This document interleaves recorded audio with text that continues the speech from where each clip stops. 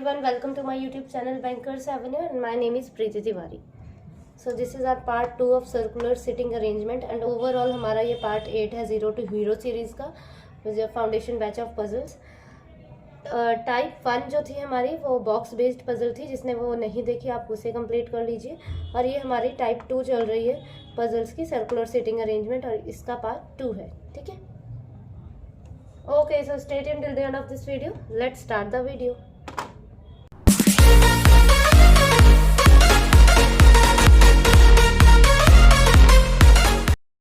ठीक है, स्टार्ट करते हैं.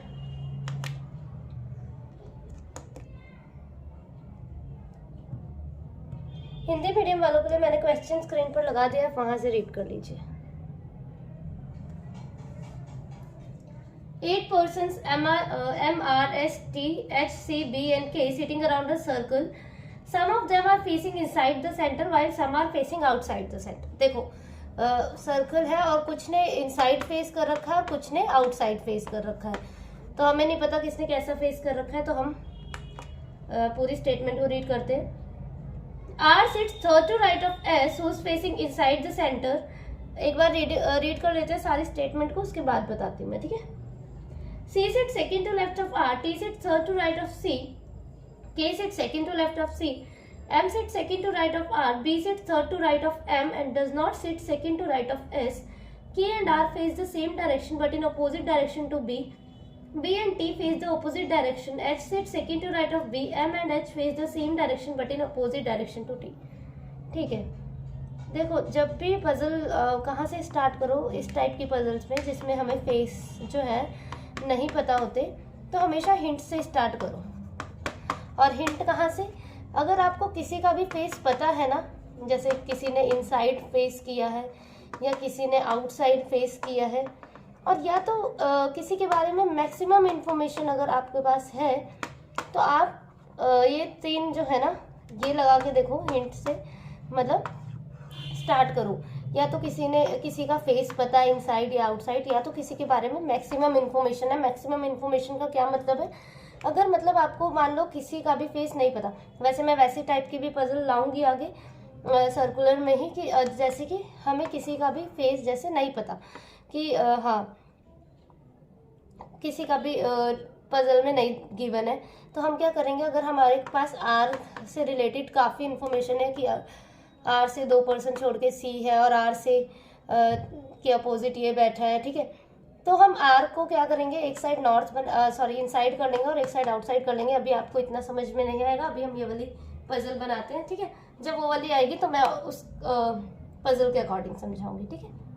चलो ये वाली सॉल्व करते हैं.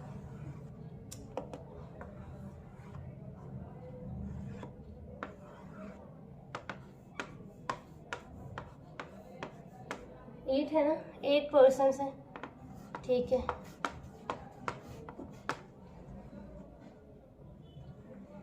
तो क्या कह रहे हैं? देखो, R sits third to right of S, who is facing inside the center. S ने कैसा फेस कर रखा है? इनसाइड द सेंटर फेस कर रखा है किसने? S ने. तो ठीक है, आप कहीं पर भी S को बना सकते हो और इनसाइड करके. तो S को हमने यहाँ बना लिया, इस वाली में भी S को यहाँ कर दिया. ठीक है, दिख रहा है ना, विजिबल है ना. आगे क्या बोला है उन्होंने? R sits third to right of S. R कहाँ बैठा है? थर्ड राइट में बैठा है S के, तो ठीक है. पर R का हमें फेस नहीं पता, तो हम ऐसे ही रहने देंगे इसे. ठीक है. ठीक है. आगे देखो क्या बोला है? C sits second to left of R. C जो है R के सेकेंड लेफ्ट में. पर अब R का तो हमें फेस नहीं पता ना, R कैसा किस साइड को फेस कर रखा है, इनसाइड या आउटसाइड. तो दोनों कंडीशन सेम है. एक जगह R को इनसाइड फेस कर देंगे और एक जगह आउटसाइड कर देंगे. C बैठा है R के सेकंड राइट में, तो यहाँ इस साइड हो जाएगा C. ठीक है. C sit second to left of R. Oh sorry सही, यहाँ कोई नहीं है. C sit second to left of R, मतलब C यहाँ हो जाएगा सेकंड टू लेफ्ट, और इसमें C यहाँ हो जाएगा सेकंड टू लेफ्ट. ठीक है, क्लियर है इतना? ठीक है. आगे क्या बोला? T sits third to right of C. T जो है C के थर्ड राइट में. पर देखो, अब हमें C का फेस तो नहीं पता, तो ठीक है, एक एक कंडीशन को चेक करते हैं. T जो है थर्ड टू राइट है किसके? C के. और देखो उसके नेक्स्ट स्टेटमेंट में क्या लिखा है? K sit second to left of C, K sit second to left of C. तो देखो के से देखें अगर हम, एक छोड़ के यहाँ आ सकता है? नहीं आ सकता।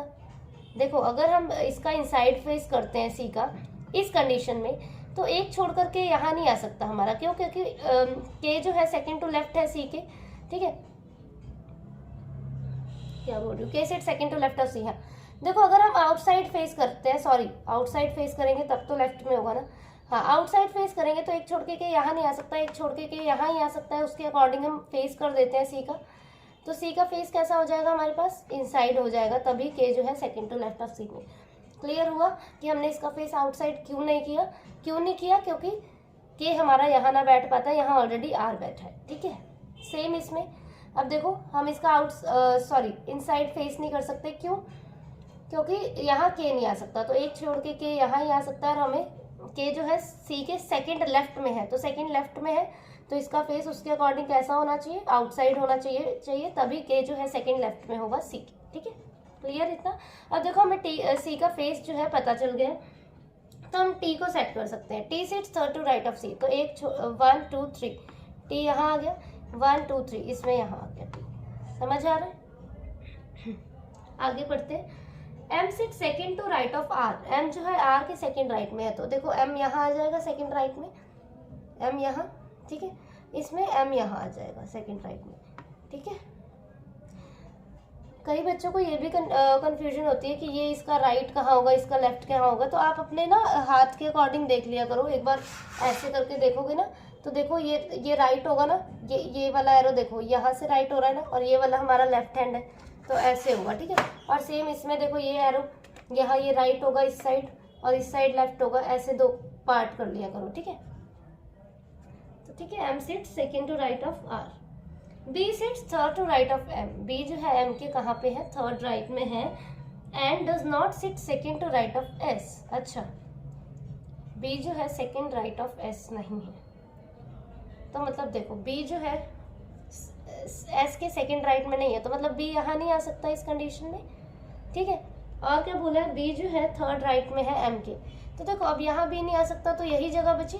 तो या अगर मैं यहाँ बी को रख भी दूंगी तो ये क्या थर्ड राइट में होगा? नहीं होगा, इसका मतलब ये कंडीशन गलत हमारी, ठीक है।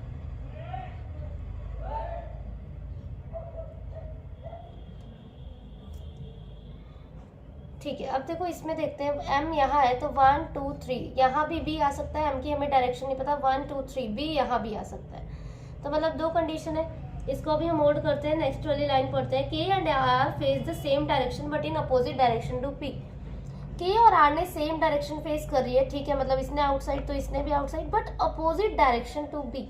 अपोजिट डायरेक्शन टू बी का मतलब क्या? अगर इन्होंने आउटसाइड फेस कर रखा है तो मतलब बी ने इनसाइड कर रखा होगा, है ना, ठीक है, इतना तो पता चल गया। और क्या बोला है? B and T face the opposite direction, B ने इनसाइड किया है तो टी अपोजिट, बी और टी जो है एक दूसरे का अपोजिट डायरेक्शन फेस कर रखा है, बी ने इनसाइड तो टी ने आउटसाइड किया होगा, ठीक है। H sit second to right of B, अब देखो एच और बी यहीं कहीं आएंगे, ठीक है। अब बी के सेकेंड राइट, सॉरी एच के क्या बोला? H sit second to right of B, हाँ, तो क्या बोल रहे हैं? एच के सेकेंड राइट में कौन बैठा है? B. H sit second to right of B, B के सेकेंड राइट में एच बैठा है, क्या पढ़ रही हूँ स्टेटमेंट। बी के सेकेंड राइट में कौन बैठा है? एच बैठा है। H sit second to right of B, B के सेकेंड राइट में एच बैठा है, और बी का फेस हमें पता है इनसाइड है। देखो अब बी को यहाँ लिया और बी का फेस अगर इनसाइड किया तो उस हिसाब से एच तो हमारा यहाँ आना चाहिए, तो मतलब बी हम यहाँ नहीं ले सकते। देखो बी को अगर इनसाइड फेस किया, इसने इनसाइड कर लिया ऐसे करके, तो एच तो यहाँ आना चाहिए, पर यहाँ तो ऑलरेडी एस बैठा है, तो इसका मतलब बी यहाँ नहीं आ सकता। बी के लिए एक ही जगह बच रही है, बी का फेस इनसाइड है और एच कहाँ आ गया? यहाँ आ गया, ठीक है। अब हम इनके फेस देख लेते हैं। M and H face same direction but in opposite direction to T, M और एच ने सेम डायरेक्शन फेस कर रखी है पर टी के अपोजिट है, मतलब टी आउटसाइड है, तो एच और एम कैसे होंगे? इनसाइड होंगे। ये हमारी पजल जो है बन गई। आई समझ कैसे बनाया? आया? B inside, R outside, T outside, M inside, S inside, K outside, H inside, और सी आउटसाइड, ठीक है।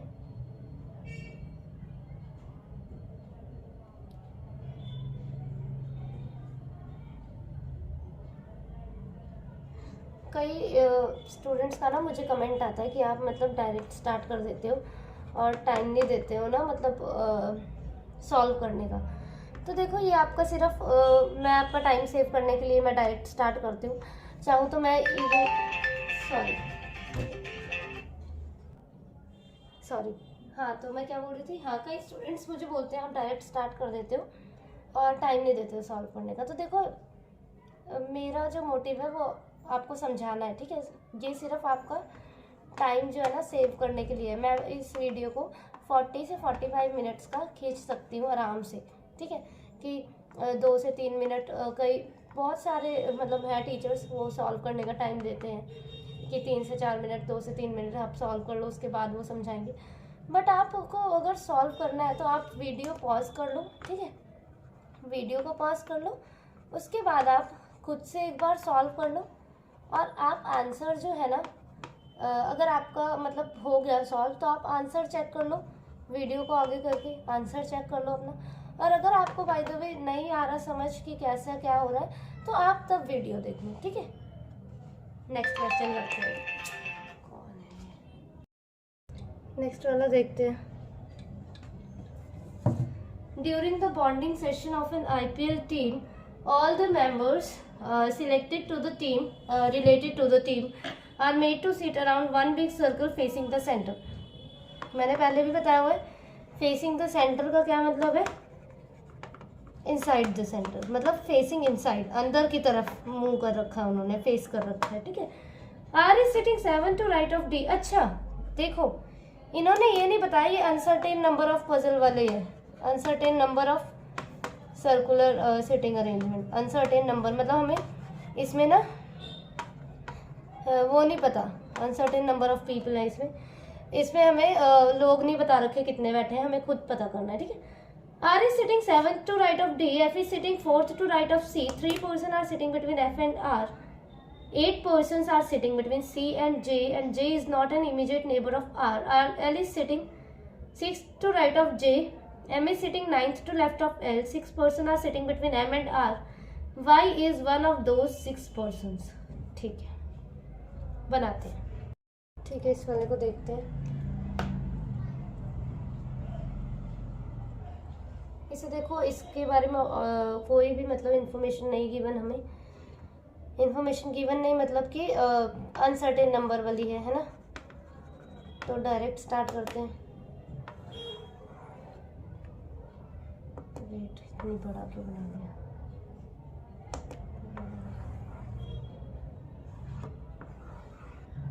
ठीक है। R is sitting 7th to right of D और सबका फेस कैसा है, इनसाइड है, ठीक है। इनसाइड फेसिंग है सब, इसमें भी इनसाइड में लिख देती हूँ। तो D के 7th राइट में है R, तो ठीक है 1 2 3 4 5 6 7 R। सेम कहीं पर भी रख सकते हो आप, D 1 2 3 4 5 6 7 R। अब R से देखते हैं क्या है। देखो एक इन्फॉर्मेशन R से रिलेटेड हमारे पास ये है कि 3 पर्सन है F और R के बीच में, और एक सेकंड लास्ट लाइन में भी है कि 6 पर्सन है M और R के बीच में। तो M और R वाली देखते हैं हम। 1 2 3 4 5 6, तो M यहाँ नहीं आ सकता। 1 2 3 4 5 6, M कहाँ आ गया हमारा, यहाँ। इन सब का फेस इनसाइड है, ठीक है। सेम यहाँ नहीं आ सकता क्योंकि D बैठा है, तो 1 2 3 4 5 6, M कहाँ आ गया, यहाँ पे। अब M से देखते हैं। देखो क्या बोला है, M is sitting 9th to left of L। M जो है L के 9th लेफ्ट में, तो L कहाँ आ जाएगा, इसी साइड आएगा, इनसाइड फेसिंग है ना। तो राइट कौन सा हुआ, ये, और लेफ्ट ये।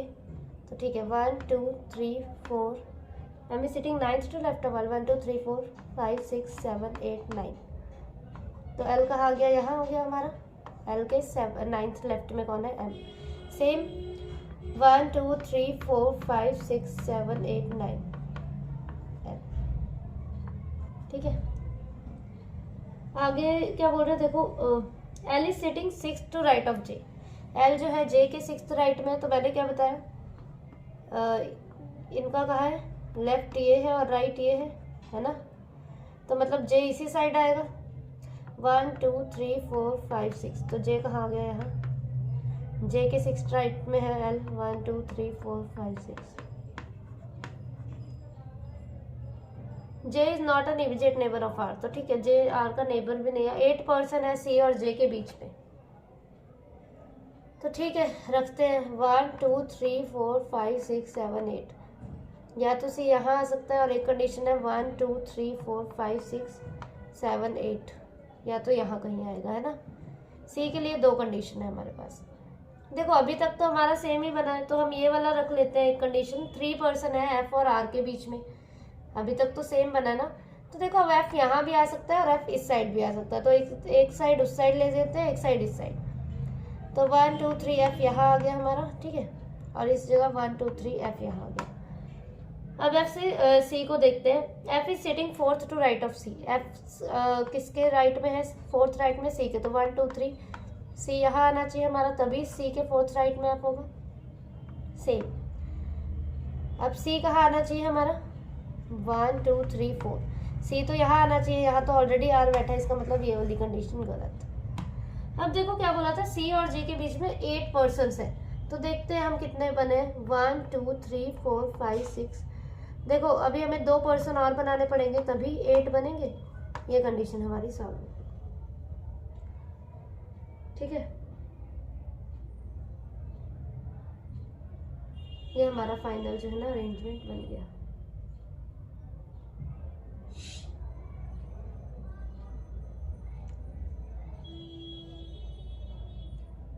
ठीक है,